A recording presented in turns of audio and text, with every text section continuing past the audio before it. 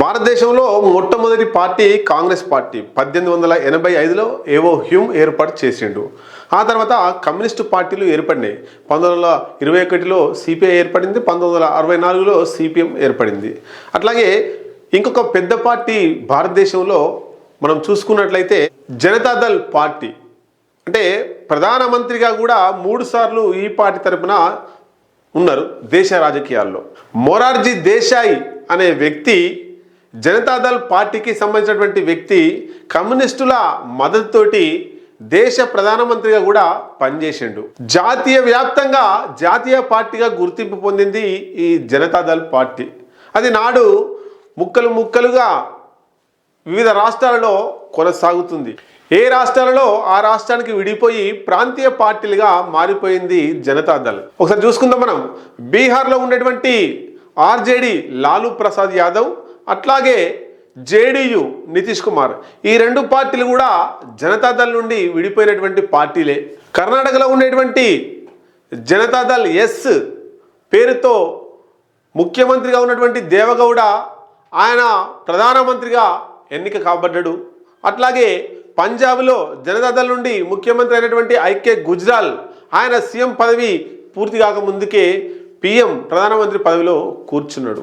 ఆ తర్వాత జరిగినటువంటి పరిణామాల్లో ఇటు ముఖ్యమంత్రి పీఠం పోయింది, అటు ప్రధానమంత్రి పీఠం పోయినటువంటి సంఘటన మనం చూసినాం.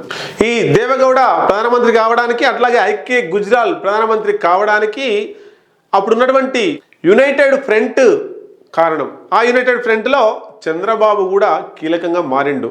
వామపక్షాల మద్దతుతో, చంద్రబాబు మద్దతుతో దేవగౌడ ప్రధానమంత్రి అయిండు. ఆ తర్వాత కొంతకాలానికి ఆయన రాజీనామా చేసి పోవడంతో ఐకే గుజ్రాల్, పంజాబ్ సీఎంగా ఉన్నటువంటి ఐకే గుజ్రాల్ కూడా ప్రధానమంత్రి అయిండు. దానికి చంద్రబాబు యునైటెడ్ ఫ్రంట్కి కన్వీనర్గా పనిచేసిండు. అయితే ఈ ప్రభుత్వానికి, దేవగౌడ ప్రభుత్వానికి, అట్లాగే ఐకే గుజ్రాల్ ప్రభుత్వానికి లోపల నుండి కాంగ్రెస్ మద్దతు ఇచ్చింది. అప్పుడు సిపిఎం పార్టీకి సంబంధించినటువంటి జ్యోతి బసు ప్రధానమంత్రి కావాల్సి అవసరం ఉండగా కూడా పార్టీ వ్యతిరేకించి ప్రధానమంత్రి పదవిని తీసుకోలేదు. బీహార్లో జనతాదళ్ నుంచి వెళ్ళి లాలూ ప్రసాద్ యాదవ్, అట్లాగే నితీష్ కుమార్, కర్ణాటకలో దేవగౌడ, పంజాబ్లో ఐకే గుజ్రాల్, ఏపీలో జైపాల్ రెడ్డి, సుధిని జైపాల్ రెడ్డి ఎమ్మెల్యే గెలిచిండు జనతాదళ్ నుండి, నాయన్ నరసింహారెడ్డి కూడా ఎమ్మెల్యేగా గెలిచిండు జనతాదళ్ నుండి. అట్లాగే ఒరిస్సాలో బిజు జనతాదళ్ పార్టీగా ఉన్నటువంటి పార్టీ అది కూడా జనతాదళ్ నుండి విడిపోయింది. అట్లాగే పిఏ సంగ్మా అస్సాంలో ఉండేటువంటి రాష్ట్రపతి అభ్యర్థిగా పోటీ చేసినటువంటి సంగ్మా కూడా అక్కడ జనతాదళ్ పార్టీ నుండి వచ్చినటువంటి వ్యక్తి. ఇట్లా జాతీయ వ్యాప్తంగా ఉన్నటువంటి జనతాదళ్ పార్టీ ముక్కలుగా చేయబడి ఆయా ప్రాంతాలలో, ఆయా రాష్ట్రాలలో ప్రాంతీయ పార్టీలుగా హవా నేటికి కొనసాగుతుంది. అయితే ఈ జనతాదళ్ ఏ రాష్ట్రంలో ఎట్లా ఉన్నా బీహార్లో మాత్రం ఒక రకమైనటువంటి పొజిషన్లో పోతుంది. ఏ రాష్ట్రంలోనైనా ఉంటే అధికార పక్షంలోనో లేదా ప్రతిపక్షంలోనో ఉంటుంది. కానీ ఇక్కడ బీహార్లో మాత్రం అధికార పక్షంలో జనతాదళ్ నుంచి పార్టీ నుంచి విడిపోయిన వాళ్ళే, ప్రతిపక్షంలో కూడా జనతాదళ్ పార్టీ నుంచి విడిపోయిన వాళ్ళే. ఒకసారి క్షుణ్ణంగా పరిశీలిస్తే లాలూ ప్రసాద్ యాదవ్ బీహార్ ముఖ్యమంత్రిగా పనిచేసిండు. ఆయన ఆర్జేడీ పార్టీని పెట్టిండు. జనతాదళ్ నుండి విడిపోయి ఆర్జేడీ పార్టీని పెట్టిండు. మరి ముఖ్యమంత్రిగా లాలూ ప్రసాద్ యాదవ్ చేసిండు. ఆయన భార్య రబ్రీదేవి కూడా ముఖ్యమంత్రిగా చేసింది ఆయన జైలుకు పోయినప్పుడు. ఆయన కొడుకు Tejashwi Yadav deputy CM of బీహార్గా కూడా పనిచేసిండు. మరి జేడీయూగా ఉన్నటువంటి నితీష్ కుమార్ 10 సార్లు ముఖ్యమంత్రిగా పనిచేసిండు. 22 సంవత్సరాలు ముఖ్యమంత్రి పదవిలో కొనసాగిండు. కానీ ఇక్కడ ఇద్దరికి, ఇటు లాలూ ప్రసాద్ యాదవ్కి, నితీష్ కుమార్కి కొంత తేడా ఉంది.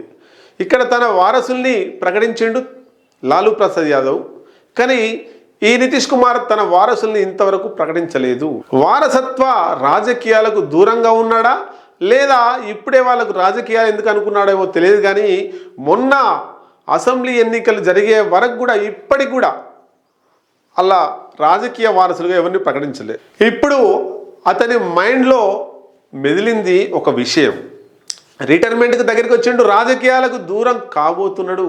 కాబట్టి ఇప్పటికైనా బీహార్లో తన రాజకీయ వారసుని ప్రకటించుకోవాలని ఆలోచనలో ఉన్నాడు నితీష్ కుమార్. సో ఆయన కొడుకు నిశాంత్ కుమార్, ఆయనను పట్టుకొచ్చి ఇప్పుడు బీహార్ రాజకీయాలలో కీలకంగా చూపెట్టాలని ప్రయత్నం చేస్తున్నాడు. అయితే మొన్న జరిగినటువంటి అసెంబ్లీ ఎన్నికల నేపథ్యంలో ప్రశాంత్ కిషోర్ ఎన్నికల వ్యూహకర్త పీకే ఒక కామెంట్ చేశాడు నితీష్ కుమార్ మీద. నితీష్ కుమార్ ఎమ్మెల్యేల ఆయన పార్టీకి సంబంధించినటువంటి ఎమ్మెల్యేల పేర్లు టకటక చెప్తే నేను ఆయనకు మద్దతు ఇస్తా, ఆయనను గెలిపిస్తా సీఎంగా అని చెప్పి ప్రశాంత్ కిషోర్ అన్న. అంటే ఎంత మధ్యమరుపు ఉంటాడు నితీష్ కుమార్ అనేటువంటిది ఈ వార్తను బట్టి మనం అర్థం చేసుకోవచ్చు. అయినా కూడా ఆయననే మళ్ళీ ఎన్నికలలో గెలిపించిర్రు అక్కడ బీహార్ ప్రజలు. బీజేపీ కూడా సీఎం అభ్యర్థి నితీష్ కుమారే అని చెప్పి ఎన్నికలకు పోయారు. ఎందుకు? నితీష్ కుమార్ను అక్కడ సీఎం అభ్యర్థిగా చూపెట్టకుండా ఎన్నికలకు పోతే బీజేపీ గెలవదు, ఎవరు గెలవరు. కాబట్టి నితీష్ కుమారే ముఖ్యమంత్రి అని చెప్పి ఎన్నికలకు పోయారు. దాంట్లో బీజేపీకి 91 సీట్లు వస్తే ఈ నితీష్ కుమార్కి 83 సీట్లు వచ్చినాయి. అయినా కూడా ముఖ్యమంత్రి ఎన్నికలలో వాగ్దానం చేసింది కాబట్టి ముఖ్యమంత్రిని నితీష్ కుమార్నే చేసిర్రు. అది జరిగి కొన్ని నెలలు కాగానే ఇప్పుడు ఆయనను రాజ్యసభకు పంపించే ప్రయత్నం చేస్తున్నారు. ఎందుకు? బీహార్ను మొత్తం కూడా వాళ్ళు బీజేపీ వాళ్ళు హస్తగతం చేసుకోవాలనే ఆలోచనలో ఉన్నారు. రాజ్యసభ సభ్యునిగా నితీష్ కుమార్ని నామినేషన్ వేపించారు.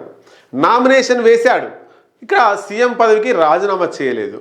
మరి ఇక్కడ నితీష్ కుమార్కి జరిగేదేంటి? బీజేపీ ఆశిస్తున్నది ఏంటి చూద్దాం.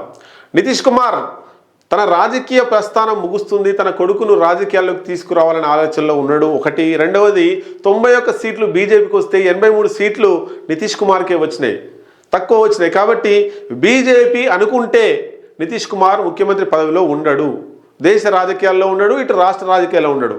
కాబట్టి బీజేపీతో ఫైట్ చేయడం ఎందుకు, బీజేపీతో దూరం అవ్వడం ఎందుకు అని చెప్పి బీజేపీ వాళ్ళు చెప్పిందే పాటిస్తున్నాడు.